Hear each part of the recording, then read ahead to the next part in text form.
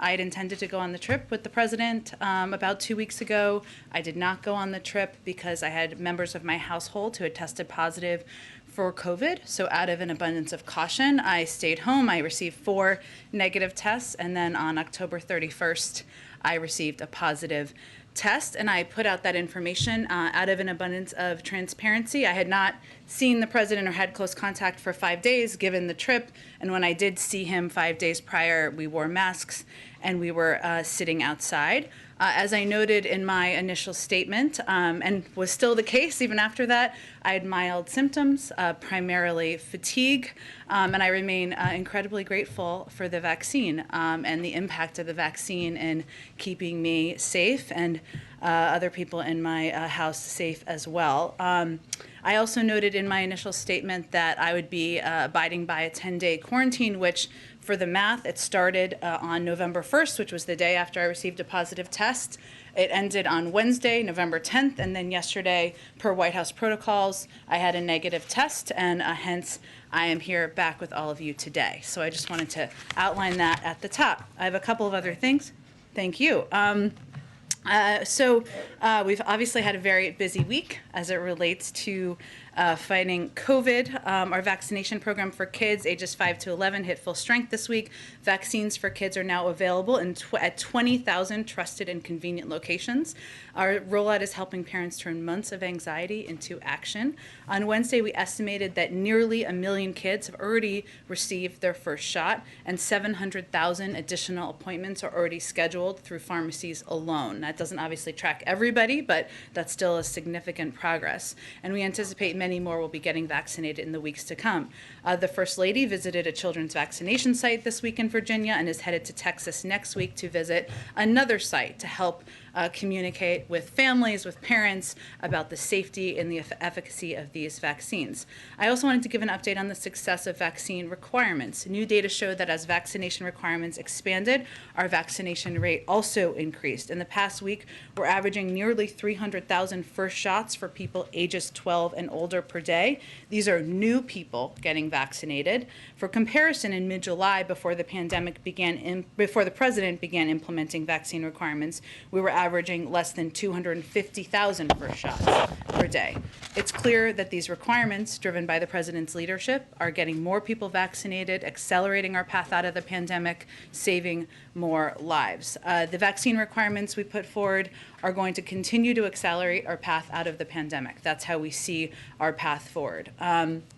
I'd also note that we're encouraged by the progress companies like JetBlue are making as they implement their own vaccine requirement. Here we're firmly in the camp of accelerating our path forward as we have conveyed. Also wanted to note that over 27 million Americans have now gotten their booster. And on testing, this week we invested an additional $650 million in rescue plan funding to help point-of-care diagnostic test manufacturers scale up their production.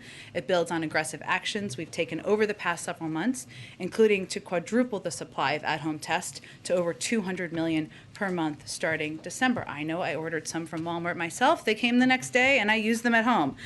Finally, on ensuring equity throughout our response, the President's COVID Health Equity Task Force submitted its recommendations to help us build on this progress. Already we've announced $785 million investment in rescue plan funding to support community-based organizations that are continuing to build vaccine confidence across communities of color, rural areas, and low-income populations. Finally, I would note 99% of schools are open for in-person learning, and we're helping parents get their kids vaccinated, which means now 95% of people in this country are eligible to be vaccinated.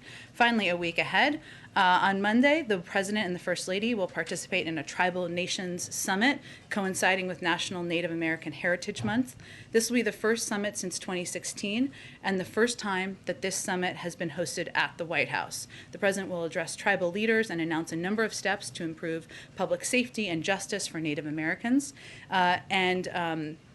and protect private lands, treaty rights, and sacred places. The Vice President will be speaking at the summit on Tuesday, and members of the Cabinet will be joining to discuss dozens of agency-specific policy deliverables.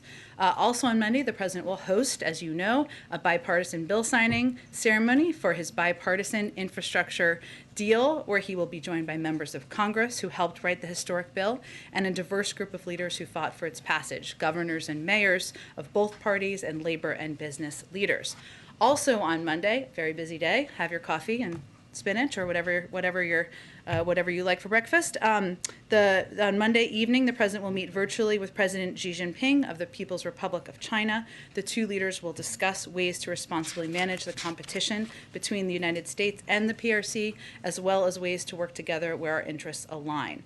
On Tuesday and Wednesday, the president will continue traveling across the country to highlight how his bipartisan infrastructure deal delivers for the American people. So on Tuesday, he's going to be visiting the New Hampshire 175 bridge over the Pemigewasset, I see how I did that, river in Woodstock, New Hampshire, which has been on the state's red list of bridges in poor condition since 2013.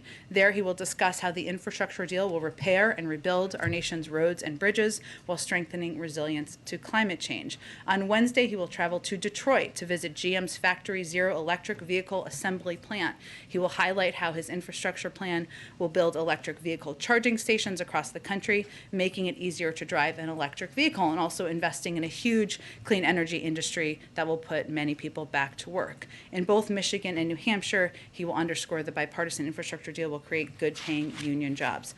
On Thursday, the president will host Prime Minister Justin Trudeau of Canada and Prime Minister Obrador of Mexico for the first North American Leaders Summit since 2016. He will participate in individual bilateral meetings with each leader ahead of the summit that day as well. And last but certainly not least, on Friday, he will pardon the national Thanksgiving turkey, continuing the transition in a ceremony in the Rose Garden. This is the 74th anniversary of the National Thanksgiving Turkey presentation. We're all very excited to meet the soon-to-be famous turkey and its alternate. Did you all know there's always an alternate? Two turkey lives are actually saved, which were raised in Jasper, Indiana. With that, Zeke.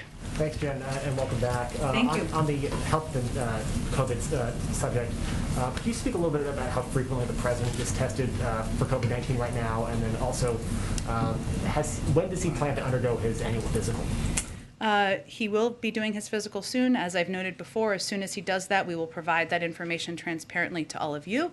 He is regularly texted under the guidance of his doctor. We do provide that information regularly to all of you. I'm happy to check and see when the last time he was tested and provide that to you after the briefing as well. Thanks. And does the White House have any reaction to the sentencing of American journalist Danny Fenster in Myanmar?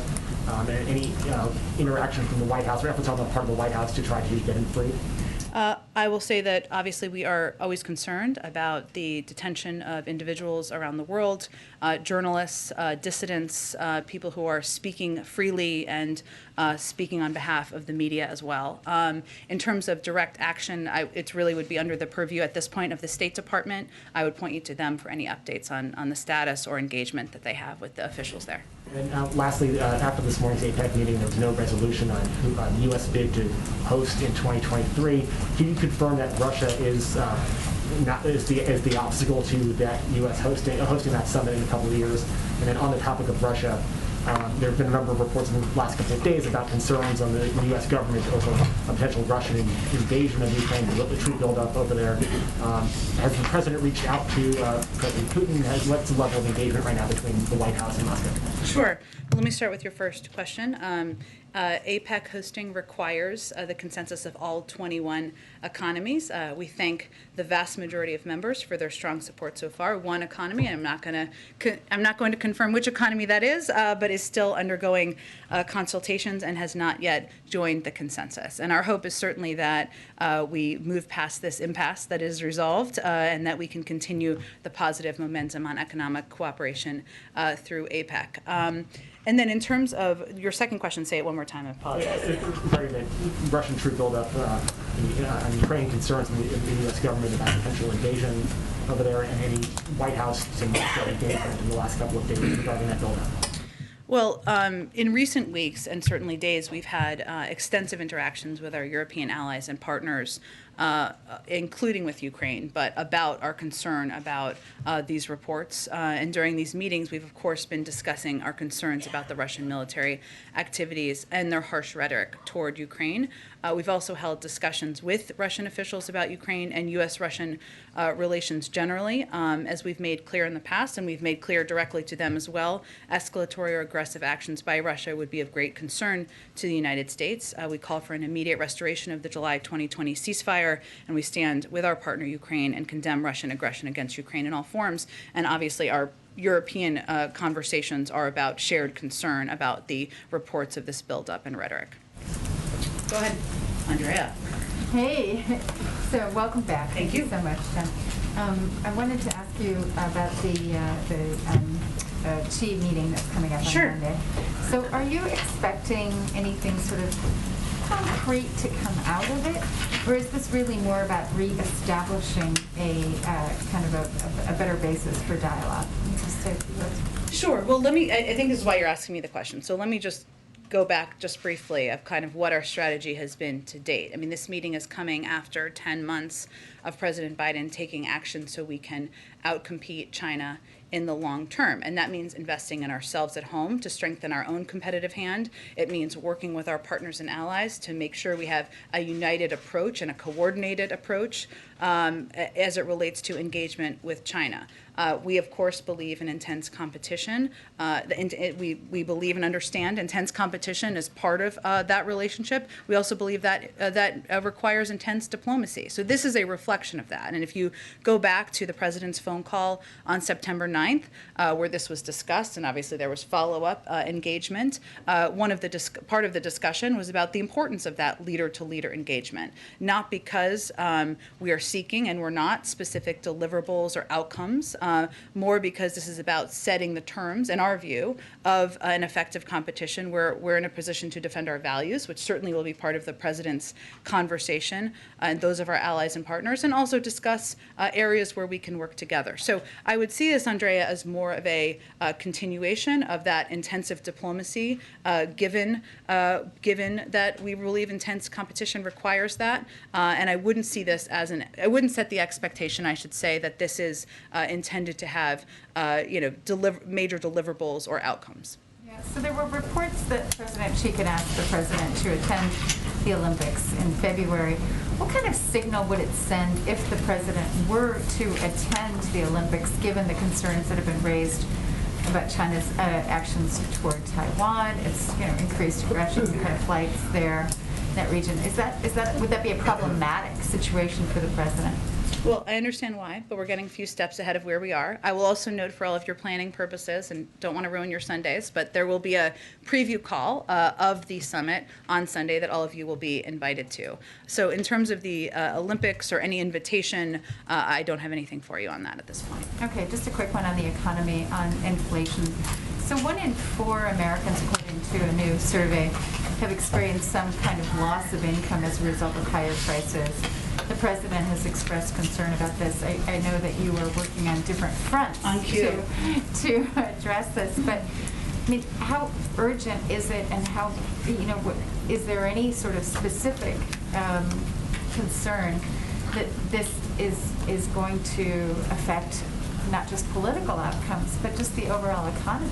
Sure. Well, Andrea, first let me say that, a lot of the talk about inflation, I'm not saying from you, but in general out there, has been, it's become a political cudgel, and it shouldn't be. It's impacting, as you said, millions of Americans, no matter their political party, and that's certainly of concern to the president. I would note that everyone from the Federal Reserve to Wall Street agree with our assessment that inflation is already expected to be substantially decelerate next year. I know you're not talking about that, but that's an important component here. And economists across the board also agree that the president's economic agenda, the bipartisan infrastructure bill that he will sign on Monday, and the Build Back Better bill that we are working to move forward, will not add to inflationary pressure and will ease inflationary pressure over the long term. But when we move past the economic jargon, which I realize is what you're asking me, and talk about the real impacts on people's lives, we're really talking about cost to people, right? And you talked about this on Wednesday. So it's cost of childcare, cost of housing, cost of gas, cost of household goods. That's how people are experiencing this on a day-to-day basis, and that is, of course, of concern to the president. Our view is that the real risk here is inaction, and the reason I wanted to do this slide today, I love slides and graphics on my first day back, because we had to have one, but is because if we don't act on Build Back Better, what we're doing is we won't be able to cut child care costs in 2020. We know that is a huge impact on people's daily lives and American families. We won't be able to make preschool free for many families starting in 2022, saving many families $8,600. We won't be able to get ahead of skyrocketing housing costs. I mean, that's a part of this bill too. Has a major investment in building new housing, affordable housing units so that people can move into them and live in them and address the pending housing crisis. And we won't be able to save Americans thousands of dollars by negotiating prescription drug prices. So our view is this makes a strong case. This is a strong case for moving forward with this agenda, because what we're really talking about is cost to American families, how it's impacting them, and that's something that if we don't act now, we won't be able to address these things in the short term either. Go ahead. Thanks so much, Jen, and welcome back. The president has picked Dr. Rob Califf as his pick for FDA commissioner. We've already seen Senator Joe Manchin come out in opposition against him, citing his significant ties to the pharmaceutical industry, as Senator Manchin put it. Is the White House confident that Dr. Califf can get confirmed as FDA commissioner?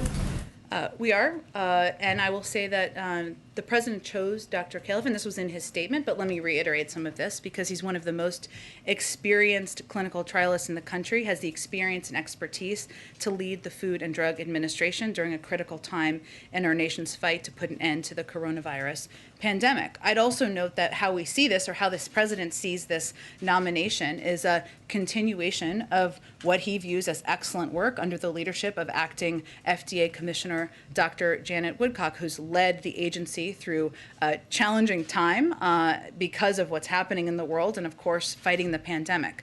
I would note that 5 years ago, sorry, my math was a little off there, he was confirmed by a vote of 89-4. One of those four is the individual you mentioned, and every senator can vote for or against members or people who are nominated. That's their role, but we feel he's a qualified person who has the exact experience for this moment. Thank you. And how many Republicans should we expect to see at the signing ceremony here on Monday? We will see. We've invited a broad group of Republicans, some in Congress, governors, mayors, individuals who played a role in helping move the infrastructure bill forward. And as we get close to Monday or on Monday, we'll provide you, of course, a list of attendees. Have any Republicans, like Senator Mitch McConnell, said they will not be at that signing ceremony? I think he's spoken to this publicly, so I'll point you to that. But certainly we have the invite out to a range of members where the president looks forward to thanking them for their work, for working together to get this done for the American people. Any confirm though? Last question on the President-Xi meeting on Monday. Will the president hold a press conference afterward like he did following his meeting with President Putin? And does he plan to bring up the COVID-19 origins with President Xi, given he has said that China has been blocking investigators from getting access to information that's critical to that? That is a remaining concern, and there will be a broad range of topics that will be discussed, and the president's certainly not going to hold back on areas where he has concern. Again, I would point you to the fact that we'll do this preview call on Sunday where they'll talk in more detail. It's Monday evening, so I would not expect a press conference that later after the call, given the time difference. But anytime next week to hear the president talk about I think this? there is one planned for after the meetings with the Mexican and Canadian leaders next week. Go ahead. I'll come back to you. Sorry. You just said that the real risk on inflation is inaction, but so far this week we haven't seen any action from the administration on gas prices. The president in Europe said, we would see action sooner rather than later. On Wednesday, that it was his top priority. So, is he going to tap the SPR, ease biofuel blending requirements, ban crude exports? And if the answer is you still haven't kind of decided on any of this, what is the message to Americans headed into Thanksgiving, where everybody will be driving to see their family and friends, that you think the current prices are acceptable? We certainly don't think that. The message to Americans is that We're not just closely and directly monitoring the situation, which of course been doing, but we're looking at every tool in our arsenal. You mentioned some of them. While I don't have anything to preview today, the president is quite focused on this, as is the economic team. And I would note again that we have taken a range of actions. We've communicated with the FTC to crack down on illegal pricing, are engaging with countries and entities abroad like OPEC on increasing supply. And we're looking at a range of options we have at our disposal, but I don't have anything here to preview for you.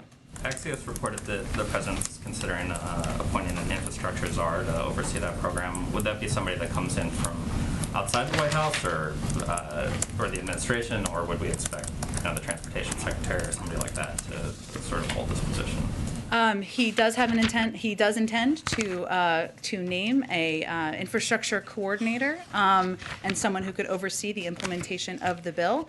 I don't have anything to preview yet on that personnel announcement. I expect we'll have something soon, and you can expect it'll be someone from outside of the administration. And then last one, Senator Manchin was critical of sort of inflation this week.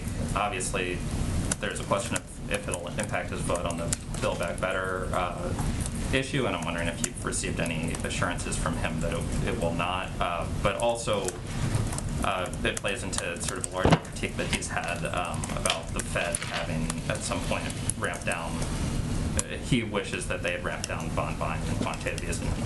So I'm wondering if that is a criticism that the White House agrees with, especially as the president's sort of evaluating this position going forward. I'm just not going to get into critiquing the Federal Reserve from here or their decisions, given they make independent decisions. I would note that, and I'll let Senator Manchin, of course, speak for himself and his support or concerns he may have.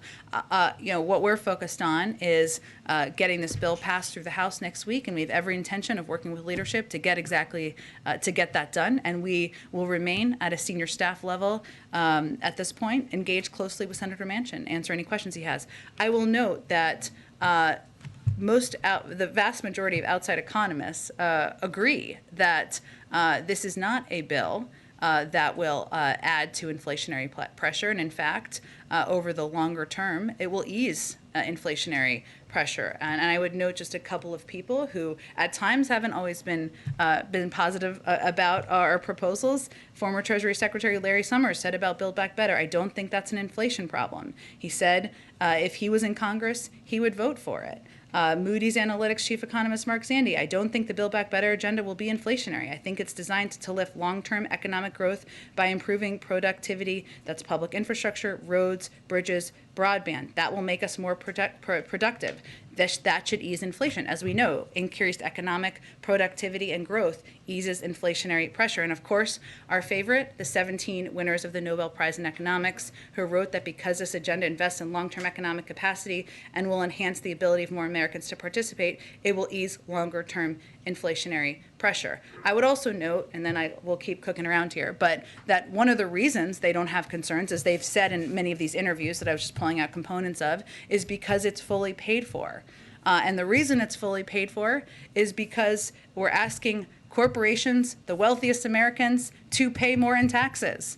That is something. You don't need to be kind of a sleuth here to understand why some Republicans are speaking out against this package. Is it because they're opposed to lowering child care costs? Is it because they're opposed to making sure that preschool is available for families? Is it because they're opposed to lowering health care costs? No, it's because they don't want to raise taxes on corporations. We all know that. Hope people ask them those questions. Go ahead. Jen, can I ask you about COVID very quickly? And Sure. Welcome back, by the way. Thank you. The Colorado governor just signed an executive order making everyone 18 and older eligible for a booster shot, which defies guidance from the FDA and from the CDC, which says that the booster shot should only go to those who are at higher risk or seniors. What does the White House make of that decision and move?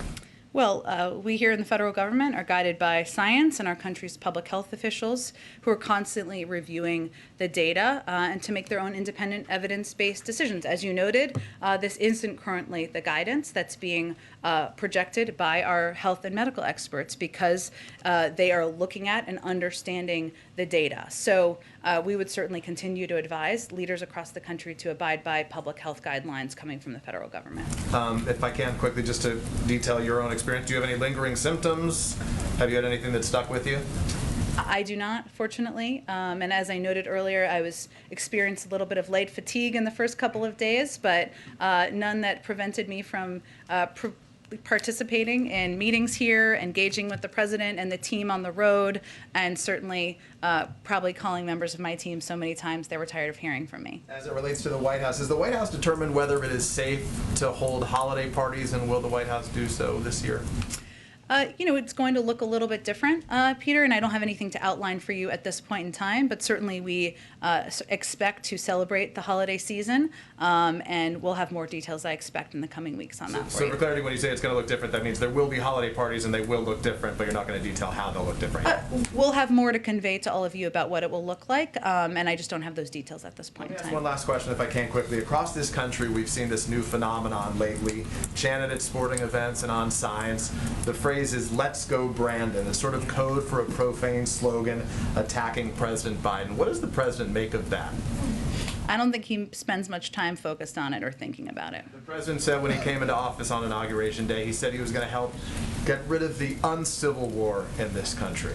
So I guess through that lens right now, does the president think there are things that he can do differently, or how does he react to the stuff he sees out there when it is one of his primary promises or desires to help bring Americans together? Well, it takes two to move towards a more civil engagement and discourse in this country, and the president's going to continue to operate, as you said, from the promise he made early on, which is that he wants to govern for all Americans. He's going to deliver for all Americans, as is evidenced by the infrastructure bill that he's going to sign on Monday. That's going to help expand broadband to everyone, no matter your political party, no matter whether you voted for him or not. That's going to replace lead pipes, make sure kids have clean drinking water, whether you're a Democrat or Republican or not political at all. That's how he's going to govern, and certainly we're hopeful we'll have partners to move toward more civil discourse with in the future. Thank you. Thanks, Jen. Welcome back. Thank you. Democrats are calling for the president to release barrels from the Strategic Petroleum Reserve to bring down costs, and that would be somewhat of an immediate action to mitigate these high gas prices, as opposed to waiting for the BIF money to be implemented to address the long-term supply chain issues, or the Build Back Better to be passed. Why has the president not yet done that? Does he plan to do that soon? I don't have anything to preview for you. I can just reiterate what I conveyed a little bit earlier, is that certainly the cost of gas is on the mind of the president, as it is on the mind of many Americans across the country.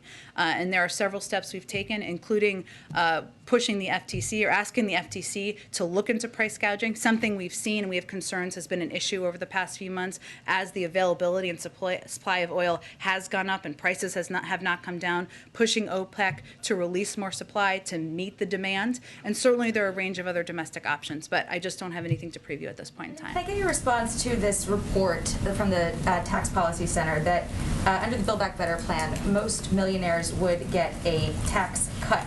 Two-thirds of people making over $1 million would get a cut on average of $16,800, mostly because of SALT. Separately, it finds that 20 to 30% of middle-class households will pay more in taxes. Granted, it's a small amount, between $100 and $230, depending on income levels. But how does the White House frame this reconciliation plan as a tax cut for the middle class paid for by the rich, when this analysis is showing the opposite? It actually doesn't. Just to give a little bit more context of what the report showed, it also showed that the average family with children making $75,000 to $100,000 per year will get an income tax cut of about $2,230. It also showed the average. It showed the average taxpayer with income above $1 million per year will see their income taxes go up by $65,000. 75% of the tax cuts go to families making less than $200,000 per year, with 54 million families making less than $200,000 a year getting a tax cut. What we also don't buy into, which is part of your second part of this, is that any tax that dares touch big corporations, many of whom are making record profits and not paying any taxes at all, is somehow a tax on the middle class. Most economists agree with us. Build Back Better will clearly lower taxes, lower costs, raise wages, and economic growth, increase economic growth for the middle class. The strategy, and just look at the 2017 tax cuts. That was argued at the time that giving tax cuts to big corporations would trickle down to lower income people. It didn't. None of that happened. So we're just not buying into that notion. But doesn't that not take effect, that cut that you're referencing, until 2023? So I guess what I'm getting at is next year, 2022, expectation is that middle-class families will be paying, granted, a little bit more, but still a little bit more if this passes. And then also, they're still dealing with issues like gas prices being high. You guys have talked about the actions you're going to take or are looking at, but these are long-term solutions mostly that you're talking about. So what will be done in the immediate future to address the next year? Actually, many of them are short-term. But what is true and is not often out there is that a lot of these pandemic relief programs are ending, right? Are ending. So if you look at the spending, I don't really have a graph right now, I'm kind of making a fake one, but if you look at the spending from pandemic relief, that is going to go down because a lot of those programs are ending. So when people are out there, this isn't your question, but it just made me think of it. When people are out there criticizing the influx of money into the economy, that's actually misleading and inaccurate. What we're really talking about here is we're ending those programs. The president supports that. There are programs, to your point, like the child tax credit, that if we don't extend the child tax credit, 40 million Americans will no longer get the benefit of the child tax credit. That's an immediate benefit that would be happening next year. I mentioned before, investing in housing and building lower income or available housing that allows for options for lower income and middle income families. That is something that will have an impact. Cutting childcare costs in half. That's something that will happen next year. Those are all ways that we're working. We are trying to and focused on lowering costs for Americans. That would be a part of this bill. I want to ask you about real quick about Ukraine. I know you discussed earlier the Russian troops amassing on the Ukrainian border. Field hospitals, as we all know, started being set up in April, indicating that there might be some action there. Blinken's comments about concern about Russia rehashing the 2014 invasion, and then Jake Sullivan underscoring the commitment to Ukrainian sovereignty and territorial integrity. But it doesn't seem there's been any indication of more support on the way from the U.S. right now. To the Ukrainians?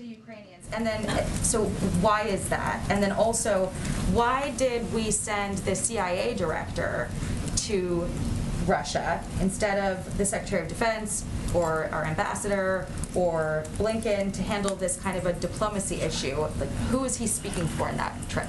He's speaking for the U.S. government. I'd also note that the CIA director is also the former ambassador to Russia and the former deputy secretary of state. So he does come to it with quite a bit of experience. But the president looks at his national security team as a group of smart, engaged individuals who are representing his national interests overseas. And that's what he's doing. I will note on the Ukraine question, part of the reason I mentioned the engagement with European allies and partners is because, as you know, we operate in lockstep with our allies and partners. That's how we've approached things. We have a shared concern about reports of military buildup on the border. I don't have anything to preview at this point in time, but that is something that we are very actively engaged with, not just the Russians on and the Ukrainians, but also our European partners as well. I just want to skip around because I know we're not getting to enough people in the back, so I hear.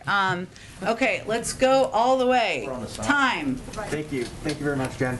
I had a question about the meeting between Xi Jinping and President Biden on Monday. The U.S. Holocaust Museum this week came out with a report that China's actions towards the minority population of Uyghurs in the country may amount to genocide, its use of forced slave labor and forced sterilizations and other actions. Is that something that the president is going to bring up with Xi Jinping? And is that something that the president will hold up as something that Xi Jinping needs to take action on to reverse before the U.S. Gets closer in its relationship with China? Well, I would say that one of the purposes of this leader-to-leader engagement is to also discuss areas where you have strong concern and disagreement. And, you know, it's not just the president's words, though. We've also acted. We are engaged, first of all, with members of Congress and on technical advising, providing technical assistance on legislation that's currently working its way through Congress. But in addition to that, we've also taken concrete measures on our own, including visa restrictions, global Magnitsky and financial sanctions, export controls, import restrictions, the release of a business advisory, and rallying the G7 to commit to take action to ensure all global supply chains are free from the use of forced labor. So this is an area where the president has been vocal. He has taken action. Again, in terms of topics that will be discussed, there will be areas where we work together, and he will not hold back, as he never has, on areas where we have concern. But I will leave it to the preview call on Sunday to give you more detail on that. Does the president believe that his personal relationship with Xi Jinping, going back to having a meal together in a noodle shop in Beijing in 2011 and the times that they spent together, will that have an impact on his ability to engage with Xi Jinping and get China to take actions that it's been reluctant to take so far? I would say that you've heard him talk about this before, Brian, and he feels that the history of their relationship, having spent time with him, allows him to be quite candid, as he has been in the past, and he will continue to be as we look ahead to next week. Just to okay, follow let's up on go the all the China- way in the back. There Right. you go. On the Monday virtual meet, will concerns on the border tensions with India also be raised between the two leaders?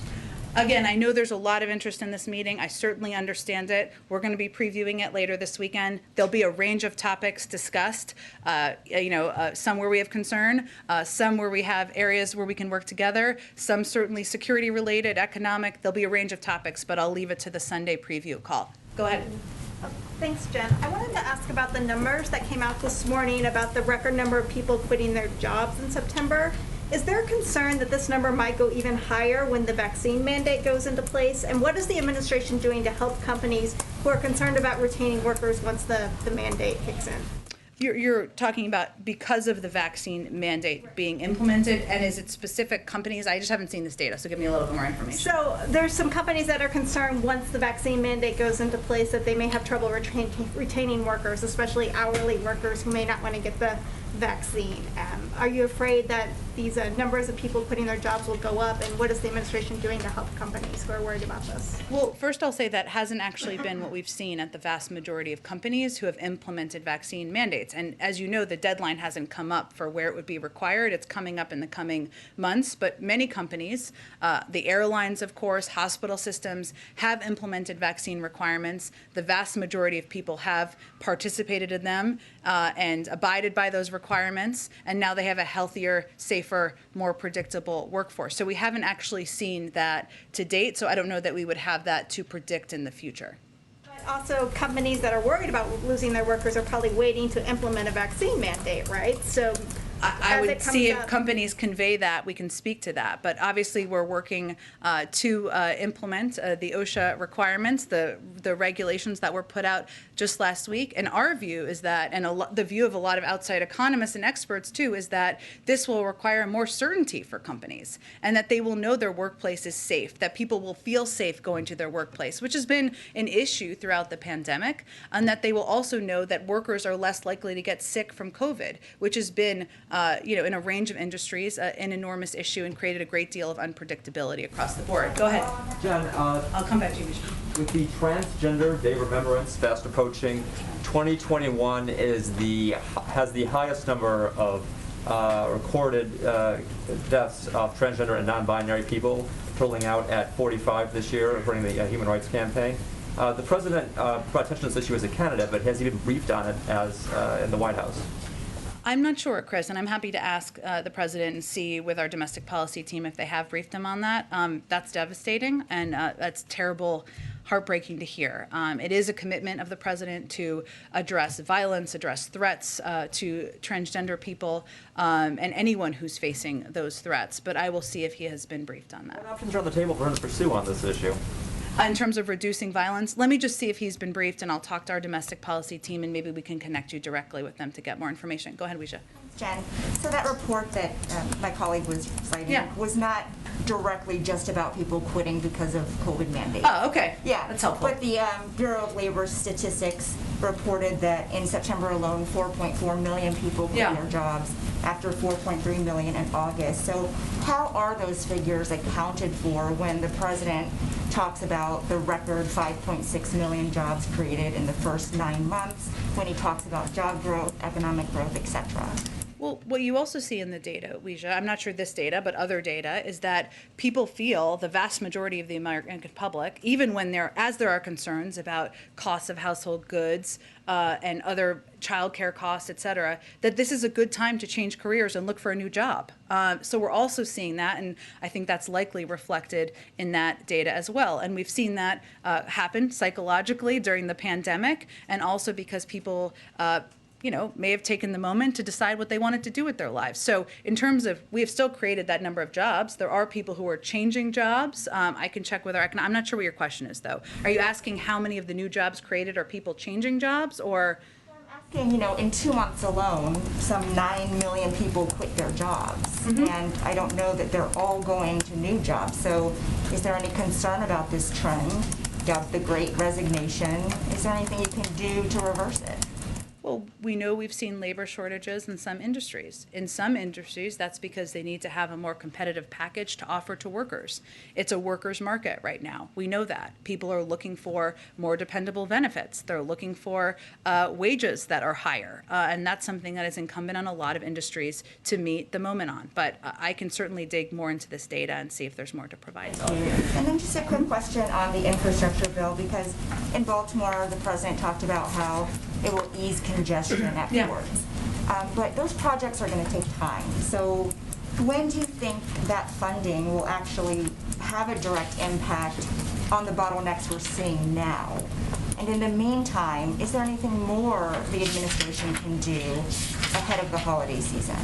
Well, one of the steps we took, there's no question that addressing, being able to ensure that goods are moving around the country more safely, more easily, without congestion, is a big objective of this infrastructure bill the president will sign on Monday, and it will help hopefully address that over the long term. As we know, the supply chain issues are global, and we're seeing them, countries around the world impacted by the global supply chain issues. So, but what he's doing here, and what he's been quite focused on, is really attacking the issue at ports and the congestion at ports, which we know is a big way that goods are coming in and where goods are moved. So we announced, I think it was last week or earlier this week, it's all running together, that within 45 days we'll be launching $240 million in grants to improve ports. And in the weeks and months that follow, billions of dollars of additional money will be flowing to improve our critical port infrastructure. We've also seen big dramatic improvements at a number of these ports where they are quite crowded because the increase in demand and in goods that are moving has increased by about 20%. But because of the steps that have been taken in terms of moving empty containers, in terms of putting in place requirements or consequences for congestion, that has dramatically, we've already seen improvements in that. So the president announced this major ports plan. We're going to get this funding out. He's really focusing on the areas where we have the largest amount of traffic that's coming into the country, which certainly makes sense, and that's a part of what we can do more immediately. Thanks, Jen. Go ahead. Following up on Weeja's first question about workforce imbalances, you said that it's a workers' market and that some industries need to create more competitive packages, that it's a good thing people have more choices. Is that your way of saying that the White House doesn't view this as a problem at all? I think I also said in response to Weeja's question that there are some industries where we're seeing labor shortages. There are a couple of reasons for that. But some of the people, the workers, and we've seen this statistically and on a lot of surveys, many people across the country feel this is a good time to change jobs, right? To look for a more competitive job. What I'm saying is ultimately that's a good thing. It is challenging in certain industries when they do have labor shortages. Some industries, in terms of some short-term industries that have short-term workers or seasonal workers, COVID is an issue there, and continuing to address COVID. In our view, putting in place requirements to provide more certainty, that's an issue. Another issue is childcare, something we're working to attack and go after aggressively so that we can lower the cost of childcare and make sure people have a range of options to bring more women into the workforce. So there's a range of issues. I'm not saying it's one thing. Certainly, we have concern about any industry that has a shortage of workers, but also I don't think we should undervalue the fact that many workers feel this is a time to look for a better job with greater pay and more benefits. And then following up on the questions about gas prices again, just kind of taking a step back, there's some Republicans who have taken this moment where they've seen gas prices spike to criticize sort of the administration big picture, right? Canceling Keystone Pipeline, halting leases for new drilling leases on federal land, saying that sort of the administration's policies writ large have contributed to the rise in gas prices. What's your response now to that? Our response is that one, we haven't canceled their existing leases that are continuing. Just to be clear, I know you know that. Not new leases, but just to be clear, and I know that's been a criticism, so that's why I said that, not an accurate one. Look, our view is that the rise in gas prices over the long term makes an even stronger case for doubling down our investment and our focus on clean energy options so that we are not relying on the fluctuations and OPEC and their willingness to put more supply and meet the demand in the market. That's our view. We feel that, but we also feel that there are a number of actors here, including price gouging, that we have concerns and we've seen out there. We've asked the FTC to look into the need for OPEC to release more that are the larger issues here, and that's why we've been focused on those options. Let me just keep going around. Go ahead. Thanks. I think it's following up on this, and I kind of want to go at this inflation question a Sure. little bit differently. I mean, it seems like the White House is making a lot of promises on inflation, but there are some concerns that the White House or a president doesn't have a lot of power over inflation. And even when you talk about energy prices in particular, like gasoline, you're talking about the FTC doing investigations. That's a common tactic. It usually doesn't turn up very much. Tapping the SPR, that's a short-term thing. It's not a long-term thing. So I guess my question is, for the White House, you're making these promises. How do you deliver, especially on things on like gasoline, food prices? Yes, you can deal with child care costs, but these kind of bread and butter issues, how do you actually deliver on that? Well, some of the biggest costs, the reason I touched on those is some of the biggest costs for households and Americans, and the way they feel inflation is not typically looking at a graph, right? They're looking at the costs and how things are impacting them, are things like housing and childcare and healthcare. Gasoline is a very Correct, big but those are big costs on people's households, and that's why I addressed and raised those issues. I'd also note that every outside economist, a vast majority, I guess I should say, predicts that inflation will come down next year. That is what outside experts are predicting. So what we're really talking about is how we cut costs in the short term. I've outlined a number of ways we would cut costs. I would note that we don't have partnership from most Republicans on that. We hear a lot of screaming about inflation. We don't hear a lot of solution agreement or willingness to participate in a solution, and that's really, or discussion of a solution, and that's really what we're looking for at this point in time. So I noted that the way that we can, and how outside economists are projecting we can address inflationary issues, is by continuing to push this agenda forward, past the agenda, because it will help spur economic growth, it will help spur productivity, and also because it's fully paid for. And that's why outside economists, Larry Summers, Moody's, Mark Zandi, don't think it will have a negative inflationary impact. On a separate issue, on November 16th, there are about 200 acting positions in the federal government that will kind of lose their authority under the Federal Vacancies Act. What is the White House planning to do about that?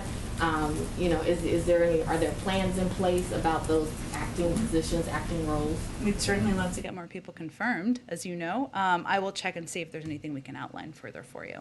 Just a quick follow-up on Dr. Califf. Obviously, so when Senator Manchin released a statement yesterday, he talked about his ties to the pharmaceutical industry and then subsequently the industry's role in the opioid pandemic or epidemic. So I'm wondering if the White House is concerned that this could be a tough vote for Democrats who come from states where the opioid epidemic is severe, such as New Hampshire and Nevada. Well, I would say that, one, the president has been very clear on his view on the role of the pharmaceutical industry in the opioid epidemic. He has also been an advocate for lowering the cost of prescription drugs by allowing Medicare to negotiate prescription drug costs, something we know the pharmaceutical industry does not support. So I think the president is hardly in the pocket of the pharmaceutical industry. I think they would agree with that component. That is true of the vast majority of Democrats out there as well. And what the president the reason he nominated Dr. Califf is because he feels he is qualified, he has the experience, he's ready to take on this job the day he's confirmed, and that's probably the reason why he was supported and passed with overwhelming support of Democrats and Republicans just 5 years ago. Okay, can I ask you a question on Ethiopia? Sure. Thank you and welcome back. Thank you. Miss you the most. And thank you for taking question across the behind you. And it's our regional reporter. We'll get to him in a second. Go ahead. Thank you for taking question across the room. Maybe the other thing is if we can limit follow-up question to 2, that would be great for everyone to have an opportunity.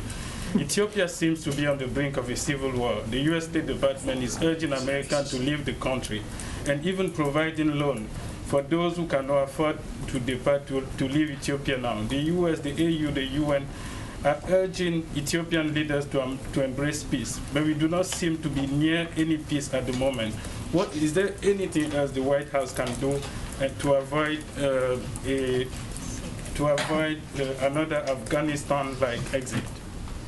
Well, I would first say, and you may or may not have seen this, but this morning the Treasury and State Departments announced the designation of 6 targets associated with the Eritrean government in response to the growing humanitarian and human rights crisis and expanding military conflict in Ethiopia, pursuant to the President's executive order in September. And I know you've been asking when we would take some action pursuant to that executive order, and so we took some action this morning. I would also note that we are briefly delaying plans to roll out sanctions targeting elements aligned with the TPLF and Ethiopian military to allow time and space to see if these AU-led talks can make progress. If they do not seize the opportunity and the parties continue escalating the war, we will move forward with these sanctions, but we are currently leaving space for these talks to continue. Just one follow-up, and then I got to go to him, and then there's a cabinet meeting. Go ahead. On the president's birthday on Saturday, is there anything that we'll be doing? He's 79 years old. How does he keep fit? Does he exercise? We see him cycling. Does he do anything else? He certainly does enjoy a good ride on his bike and does keep fit, eats healthy, except for the occasional ice cream. Who among us doesn't love ice cream? And again, as someone asked earlier, the president will be receiving a physical at some point soon, and we will release those details to you. Yes, and we will release those details to you as soon as that happens. All right. Hello, thank you for joining us. We have here Rick Barrett from the Milwaukee Journal-Sentinel. Oh, I don't know if we can hear you very well. Maybe we can fix some audio issues. Let's see if we can fix the audio issues, because I just have to go in a minute. Let's try again. We want to try talking again? We can see if we can hear you? Oh, no. All right, he's going to come back next Friday. Okay, last one. Thank you, Jen. I wanted to ask you a quick follow-up. You mentioned a second ago that the White House was offering technical assistance to members of Congress when it comes to human rights legislation. What provisions were you talking about specifically? Well, I was answering a question. I don't remember who asked it. It was Brian, right? Who asked about our concern about human rights abuses in Xinjiang, something we have taken a lot of steps on. As you know, and I think you've asked about, there is legislation. It's pretty common for the White House to work with Congress on either technical assistance or other assistance. We want to make sure any bill is implementable. A provision that would have banned science funding for entities that were implicated in the Uyghur genocide was stripped out of the reconciliation package last week. Is that something that the president was disappointed to see? I don't have any other reaction. Obviously, we're working closely with Congress. We share the concern about the human rights abuses. We are going to continue to take action as the president's record shows. Okay, thanks, everyone. The vaccine, do you have anything to say to celebrities who have promoted, like Aaron Rodgers, who've promoted dubious alternatives to vaccines? You know how we feel about misinformation. We're against it. Thanks, everyone.